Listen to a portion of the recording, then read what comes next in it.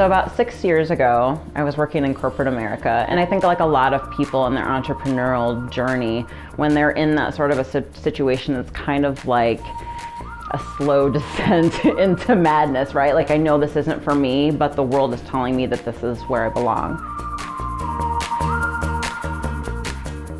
So I think for me, creativity was always there, but I grew up in a time where being an entrepreneur wasn't a word. Like you might as well have called it being a starving artist, right? Like I'm 38, and when I was younger, you were gonna be a nurse, you're gonna be, you know, a teacher, a police officer, and all of these things. Remember when they used to like give you the test of like where you shook out at? And so as a child, I was always very creative. I was always like sketching and doodling, and weirdly enough, asking my mom for graph paper so I could create like floor plans for houses and things like that, but I didn't know what to do with that. And so I don't think that there really was like a support system for creative types and entrepreneurs to get me to that path. So I really kind of took this roundabout way to get there. And it wasn't really, I think, until I first did my farmer's market that I realized like, yeah, okay, I'm usually sketching and doodling during corporate meetings and things like that when I'm supposed to be paying attention. And I remember sitting in my cubicle, and I turned to one of my coworkers and I said, hey, there's this like farmer's market thing going on in Newbo Village. I think I should do this. And she said, well, you don't really have a business. Like, what are you gonna make? And I was just like, I'll figure it out, it's fine. So I spent the next 30 days like applying and getting like a business license, and I started buying up power tools that I had no knowledge how to use and just started making things. And so I showed at my first farmer's market. Now granted, my prices were probably lower than they should have been because they sold out pretty quickly. But I thought, you know what, I might be onto something. So in time, I came across a design firm that was hiring in sales, and I was in sales and project management. And they offered me a position and I made the jump.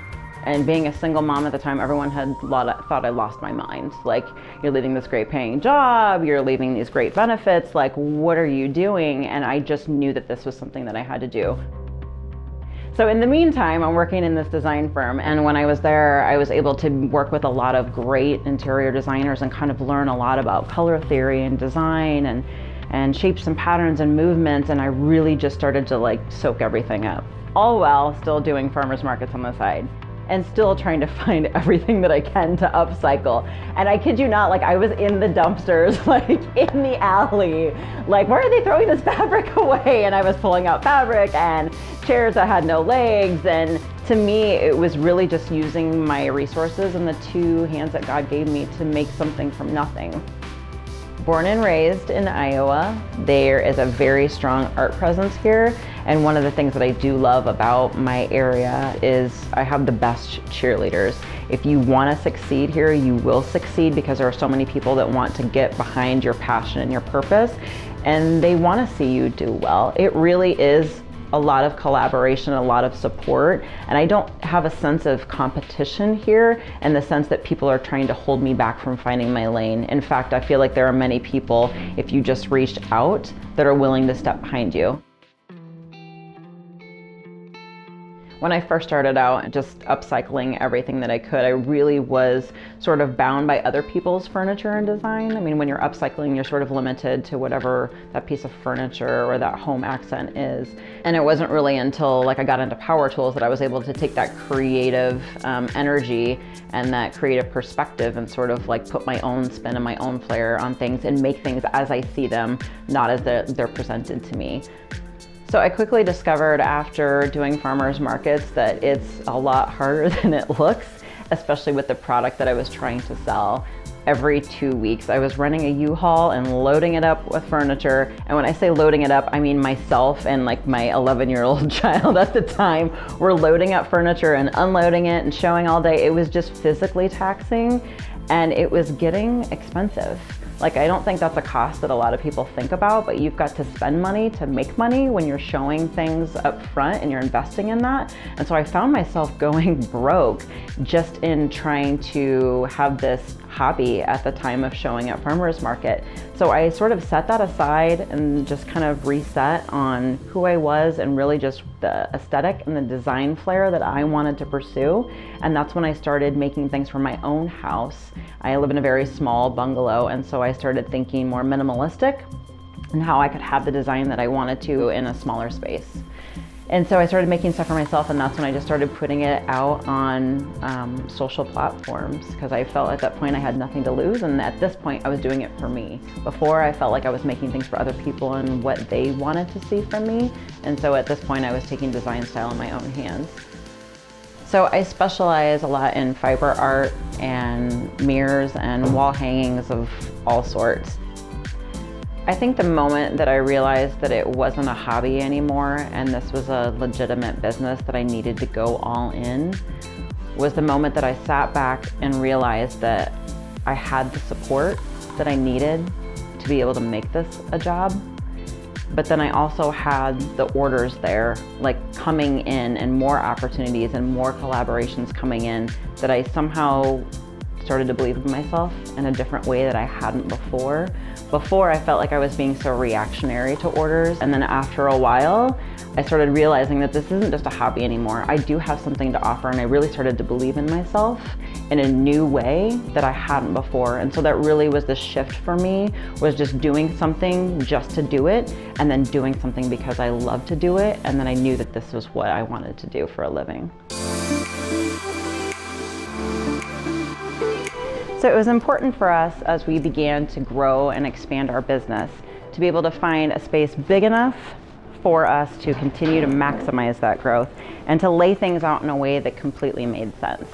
So for us, the way that we're set up is we start from production from beginning to end, and that starts with the rope. Our first stop there is at our rope cutting station. That's the beginning of our process for fiber art and the most important piece. So we've streamlined this process to make sure that as the production flows, so does the space layout. Next, our stop is at the work tables. This is where all of our fiber art and our mirrors begin their initial production and assembly. We've got our stoves for dyeing, and we've got all of our RIT dye and all of our other dyeing materials easily accessible. We've also incorporated hanging space in which that we can hang things that need a special custom dye and custom order requests. From there, we head into our storage area where we keep backstock and orders that are waiting, ready to be worked on. We've got additional tools and supplies, and then we've also got our mirror wall here in which we do final details as well as our fringe cutting, just to make sure that everything is level and consistent no matter which stylist chooses to work on that. These tables is kind of what we call our flex space. We've got current prototypes in production, we've got samples on display with which we're still working with, and I've intentionally made these tables to have wheels on them so we can move them out of the way when we do larger commissions. And also, I'd like to teach classes here one day. So this allows us plenty of space and plenty of flexibility to teach classes. And over here is our woodworking department.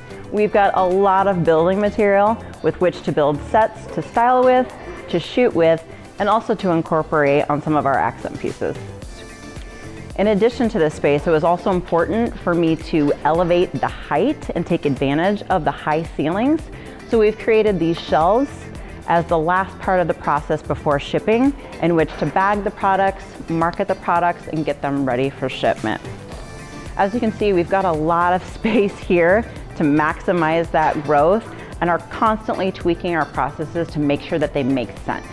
They've got to be efficient, they've got to be clearly defined and understandable, and also to make sure that no matter who's doing a part of the process as we cross-train, that everyone does it the same.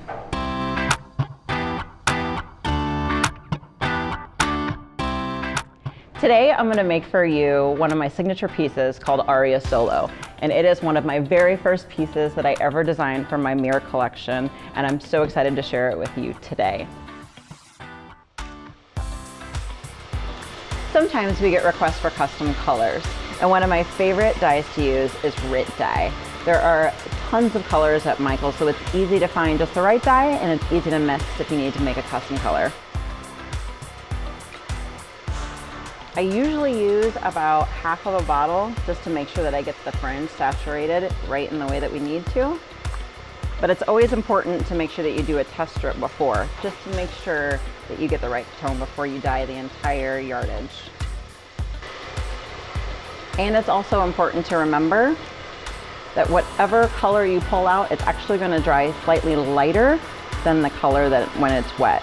So always keep that in mind. You can always leave it in longer if you want it in darker, or pull it out earlier, or add more water if you want a lighter tone. That's just what we need. Once you've got the color that you're after, you'll want to carefully start to layer in your fringe, pushing it down just to make sure that it's getting completely saturated. And now we wait. Now that we've got the tone that we're after, it's time to dry.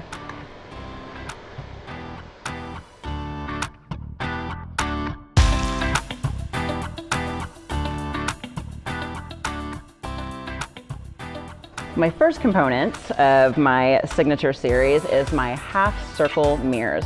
This one that I've selected for you today is a smoke tint. It's kind of got like a blue undertone. It's one of my favorite and most popular pieces that people order. In addition to this mirror, I've hand dyed this olive fringe for you here. This is chain net fringe. And we're gonna add a couple layers on there to just make it look full and give it a lot of depth. So first, after I've set my bracket, I'm going to take out my yardage of fringe, and I'm going to grab my glue gun here. So I'll heat it up. I'm gonna apply just a little bit of glue. And you're gonna wanna set that just a little bit above so that you don't get the stitching there to show on the other side from what the client sees. And you're just gonna continue to go across the mirror, all the way across, just a little bit at a time. One thing you'll want to watch out for when you're using glue guns is they tend to drip. So we use just a couple pieces of scrap wood here just to catch that, because you don't want to get that on your piece or on the table that you're working on. So once we get to the end, then we take one of my favorite pairs of scissors from Michael's, and we're just going to trim the end off. And then we begin our second layer. And this one we can work a little bit faster because, as I mentioned before, that glue tends to dry pretty quickly on the back of those mirrors. For a tightly woven fringe, such as the one that I have right now, we usually add about 3 layers, which gives it enough depth and makes it look quite full. You definitely don't want to see the wall in between your fringe. And another tip, it's also important not to put your glue gun directly on your mirror, as it'll end up leaving a burn mark on the front. And I have definitely made that mistake a time or two. All right, we are at the end of our fringe, so it's time to move on to the next step. Next, we're gonna cut our pieces that we put on the back, as well as the pieces that we put on the front to give it a nice, clean, professional finish. So in order to do the back piece, remember we've got that round half circle shape. We wanna make sure that our backers are slightly shorter on the back to make sure they're not sticking out. And then our pieces on the front for our accent bar are slightly longer, just to cover up any fringe flaws that we might have.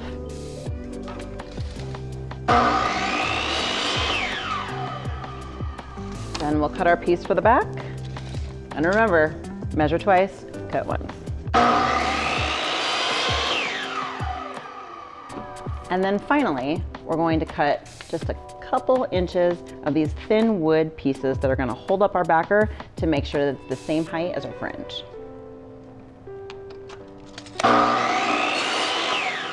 To add a little flair to your mirror, you can definitely play up the way that your accent bar is finished. We oftentimes use paint, your favorite stain, anything else that you think that you'd like to jazz it up with. It's all fair game. Now that we've cut our wood, we're gonna take those pieces and we're gonna apply it as a backer over the fringe. It just gives it a much better finish and looks a little bit more professional. So we're gonna take our pieces of wood with our wood glue, just a little bit on there, and we're just gonna kind of push it around. It just covers a little bit more surface area, and we're gonna push this a little bit up to the edge, but definitely not peeking out. We're always trying to remember what the client sees on the other side of the art piece. So we're gonna put the other piece towards the other edge.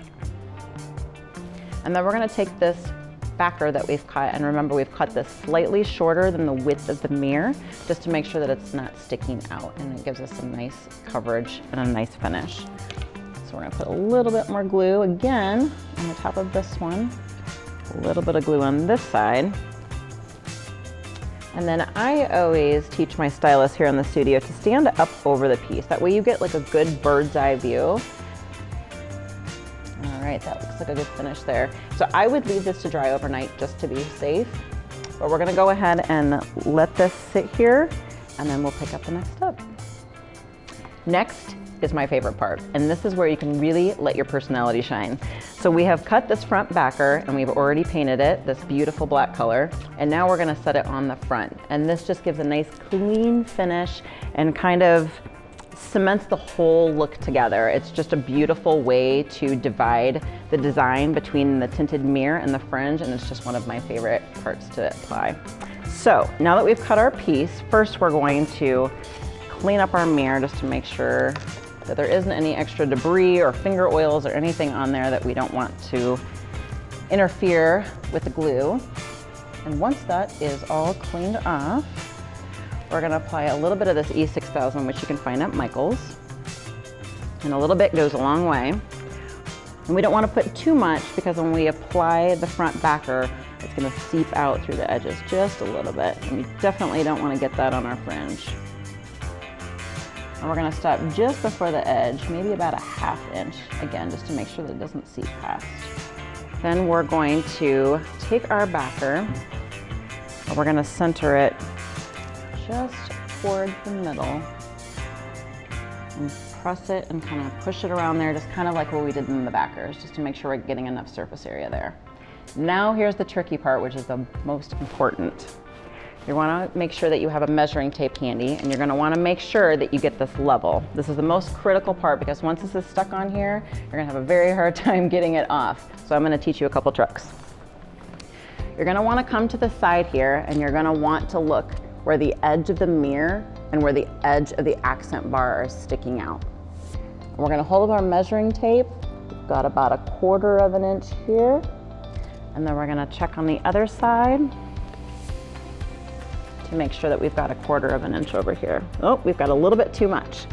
So instead of pushing up directly on this side, we're gonna kind of push here in the middle, because what happens is when you push on the side, it's kind of like a teeter-totter. So we wanna push in the middle up just slightly so that we can get our ½ inch on this side. And again, we're just looking to see where the mirror ends and where the backer ends, and we just wanna get that ½ inch of a difference. Perfect. And now for the final touches. Before our mirrors go out the door, we do one last inspection just to make sure that everything is level, and they also give it a nice comb and a nice press. So what you're gonna want to do is take a wide tooth comb, and you're just gonna wanna go through little by little, and what we're looking for is any knots, we're looking for any tiny strings or anything that we need to cut out that just doesn't look as nice. So once we're done there, you're going to wanna take a low heat set iron, and you're going to want to give it a little bit of press just to iron out any wrinkles.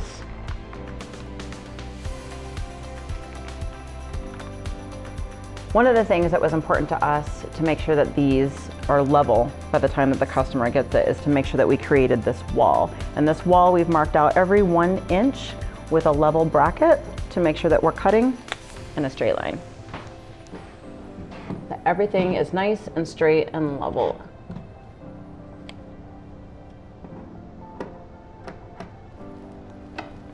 And there you go.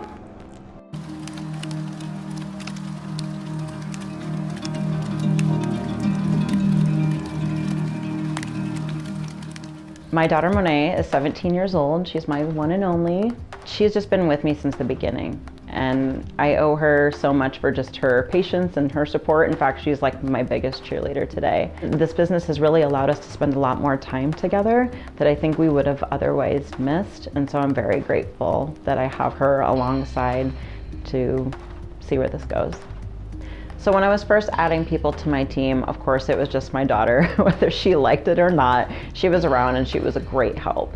So I actually had put a video out at like 3 o'clock in the morning one night. I was so tired, like dying rope myself. Now mind you, I was doing all of this like in my house. So there was like piles of rope like everywhere, just trying to manage like 30 and 40 orders a week that I could not possibly get through on my own. And so I posted this very delirious video, like, you wanna be an entrepreneur? Like, this is what it looks like. I am tired, I can't get through emails, and I just kind of started to spill from just a very vulnerable place. I started crying. I'm not a super emotional person that people get to see, and so it was a side of me that people saw and they connected with. And from that, I had so many people reaching out to me saying, how can I help? Where are you? I will come and cut rope right now. Are you hiring? And things like that. And I never once considered that someone would actually want to get behind like what I was doing. And so it opened up a new avenue for me to be able to continue to grow my business, but also to build this really cool community of women that came together and kind of got behind me to support me. And so when we talk about like collaboration over competition, like I finally got it for the first time, and people were just there just wanting to help me succeed. Right now, currently, we have about 7 women that work various hours. One might be 1 hour a week, one might be 10 hours a week. It just kind of fluctuates with their schedule. But the great thing about that is that I understand what it's like to be a working mom. And so we have such a laid back, relaxed environment that they can make their own schedules. And so it's been interesting. What I thought I was looking for in some of the women, I actually didn't realize that some of them had marketing backgrounds. They had electrical backgrounds. They knew how to use power tools. And then they were teaching other women how to use power tools. Like, there was just so many other special skill sets within the women that I came across that it was interesting and important for me to draw that out of them. A critical part of selling for our business is having accurate descriptions on our website and then pictures that mirror that. And so it's important that when you're selling your product that people understand what they're getting. You're sort of setting the expectations on what it looks like, how to hang the product, and how to use the product in the space. So an easy way to do that is to make sure that you have good photos that reflect that same sort of quality and value that you're offering to the client. So we do a lot of staging here and use a lot of staging materials. I get a lot of my materials from Michael's with faux plants and vases and different home accents that help complement the piece that I'm trying to sell. So when I was first starting out trying to find my own design style and start a business, it really was finding what it was that was special and unique to me. And that's a hard journey to go through, but once you arrive, it's so worth it. And there's several reasons why that's important.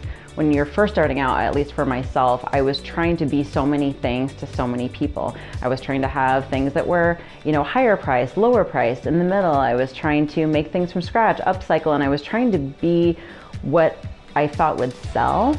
And while those things sold, it didn't resonate with me personally as something that I could truly be proud of. And also, I spent a lot of time making a lot of things that really weren't worth my time. Like, sometimes the things that are lower priced, they take just as much time as the higher priced things. And so I felt like I was burning the candle at both ends, trying to provide this like buffet of things that people might want to buy and try to appeal to. And really what I needed to do was narrow in the scope of what lit up my passion and really was important to me and special to me. And then I think it came out through the product that I was making. And so I really kind of narrowed in on what it was that I wanted to do, what it was that I wanted to sell. And then it allowed me to understand my customer and who I'm trying to sell to. For a while, I've struggled with what to call myself. And I think a lot of that involves with what you want to believe about yourself. I think part of the entrepreneurial journey is you're always constantly trying to figure out what your value is. And so I've struggled a little bit with, do I call myself an artist? Do I call myself a designer? And for the longest time, I sort of said, I just dabble. Because let's be honest, this was a hobby turned side business, then suddenly like a full-time scale business. And so I kind of struggled with wanting to own that. Today, I feel like I can confidently say, like, I'm a designer, I'm an artist. And I think that's really what making it is about, is just owning like who you are. Like, making it isn't about how much you sell or the numbers or the amount of people that work for you. Making it is finding who you are and being comfortable and confident in that. One of the biggest pieces of advice that I give to people starting out is to not let your circumstances define where you're at. When I look at my creative journey and how I started out and where I am now, there were so many situations and circumstances that on paper would have limited what I was doing. I was trying to sell a design style that wasn't popular in my area. I was a single mom. I was financially strapped. When you look at all of these circumstances that would otherwise diminish what I'm doing or hold me back, I use that as a catalyst to propel me for success. And so I would challenge anyone starting out to not give up. You're going to fail, but you're going to get up more times than you fall down. And to not look at what's around you, but to keep your eyes focused ahead on what you can accomplish, because you can do it. If I can do it, anyone can do it.